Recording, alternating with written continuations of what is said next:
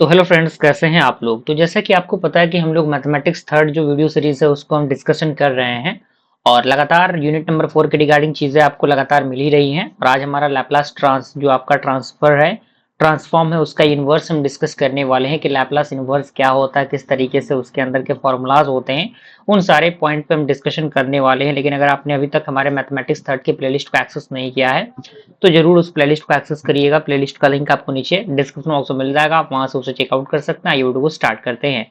तो सबसे पहले लैपलास ट्रांसफॉर्म अगर आपने पढ़ा है तो इनवर्स में कोई खास प्रॉब्लम आपको नहीं होगा, बस उनका ऑपोजिट चलता है ये। तो we know that f of t is given, यानी हमें जो फंक्शन दिया रहेगा वो तो हमें क्वेश्चन के अंदर दिया ही रहेगा और उसमें जो टी होता है वो जीरो से बड़ा होता है, ठीक है। तो जो लैपलास ट्रांसफॉर्म होगा उसको हम डिफाइन कैसे करते थे, Laplace transform F of T equal to F dash S से डिनोट करते थे, from integration zero to infinity D का power minus S T F of T D T. अगर हम इसके इनवर्स की बात करें तो इनवर्स में कुछ नहीं होता है, Laplace inverse of f dash s equal to वो किसके इक्वल होता है, एफ ऑफ टी के इक्वल होता है बस। यानी यहाँ पे आपका क्या आ जाएगा, यहाँ पे एस आ जाएगा और यहाँ पे टी चला जाएगा और यहाँ पे लैपलास में इनवर्स लग जाएगा, ठीक है। पावर में -1 लगना मतलब क्या, लैपलास का इनवर्स, ओके। तो अगर हम फॉर्मूले की बात करें तो लैपलास ट्रांसफॉर्म का फॉर्मूला हमें पता है, लैपलास ट्रांसफॉर्म ऑफ टी का फॉर्मूला होता है 1/s²। तो इसी तरीके से लैपलास इनवर्स ऑफ 1/s² का फॉर्मूला क्या हो जाएगा, टी के इक्वल हो जाएगा।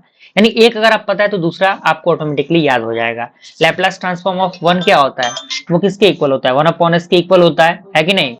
तो यहाँ पे हम देख सकते हैं वही चीज है। तो ये आपका लैपलास इनवर्स ऑफ 1/s किसके इक्वल होगा, एल के इक्वल होगा।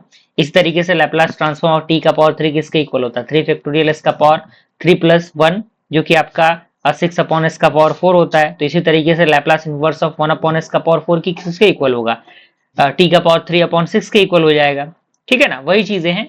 तो हमें जनरल टर्म पढ़ा है, पता है लैपलास ट्रांसफॉर्म ऑफ टी का पावर एन क्या होता है, gamma of n plus one divide by S का पावर n प्लस वन। तो इसका इनवर्स क्या हो जाएगा, लैपलास इनवर्स ऑफ 1/s का पावर n प्लस वन जो किसके इक्वल होगा, टी का power n upon of gamma of n plus one के इक्वल होगा, ठीक है।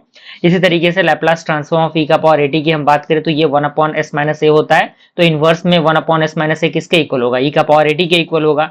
यानी एक टर्म अगर आपको पता है तो दूसरे टर्म को याद करने की जरूरत नहीं है, बस उसका अपोजिट कर देना है, ठीक है।